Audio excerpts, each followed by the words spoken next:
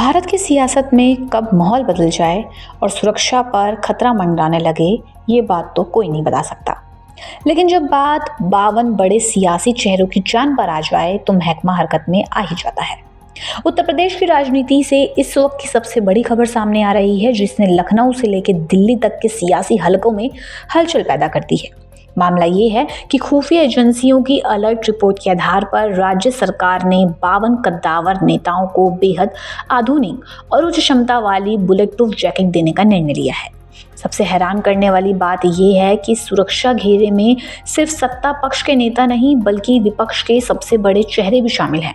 मुख्यमंत्री योगी आदित्यनाथ से लेकर पूर्व मुख्यमंत्री अखिलेश यादव और बसपा सुप्रीमो मायावती तक, इन सभी दिग्गज नेताओं को सुरक्षा मुख्यालय की तरफ से आपातकालीन स्थिति के लिए सुरक्षा कवच अलॉट किया गया है।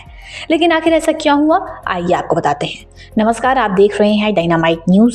अगर हम इस पूरे मामले की टाइमलाइन और वजहों को परत दर परत समझें तो इसकी शुरुआत केंद्रीय गृह मंत्रालय यानी MHA के उस गोपनीय इनपुट से हुई है, जिसमें सार्वजनिक मंचों, रैलियों और जनसभाओं के दौरान VIPs पर अप्रिय घटनाओं की आशंका जताई है। इसी आधार पर यूपी पुलिस के सुरक्षा मुख्यालय ने 2 अलग अलग चरणों में आवंटन प्रक्रिया पूरी की है। पहले चरण में बेहद संवेदनशील श्रेणी वाले 8 अति विशेष VIPs को ये सुरक्षा कवच दिया गया, जबकि दूसरे चरण में 44 और बड़े चेहरों को इस लिस्ट में जोड़ा गया है।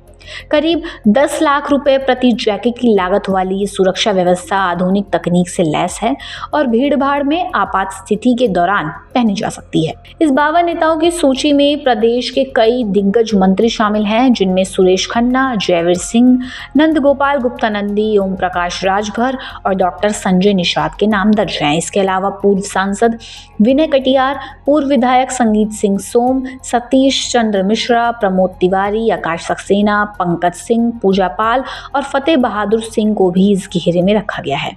बनारस के आध्यात्मिक और राजनीतिक गलियारों में प्रभाव रखने वाले महंत संतोष दास यानी सतुआ बाबा और MLC चंचल सिंह को भी खतरे के आकलन के बाद ये जैकेट दी गई है।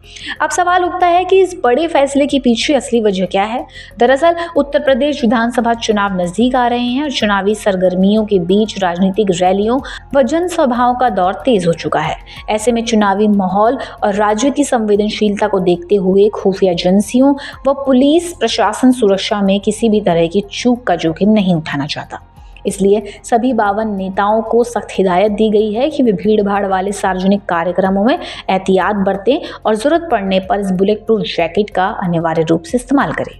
इसी को देखते हुए मंत्रालय ने ये सख्त रुख अपनाया है। फिलहाल इस पूरे मुद्दे पर आपकी क्या राय है, हमें कमेंट करके जरूर बताएं और ऐसी ही खबरों के लिए देखते रहें डायनामाइट न्यूज।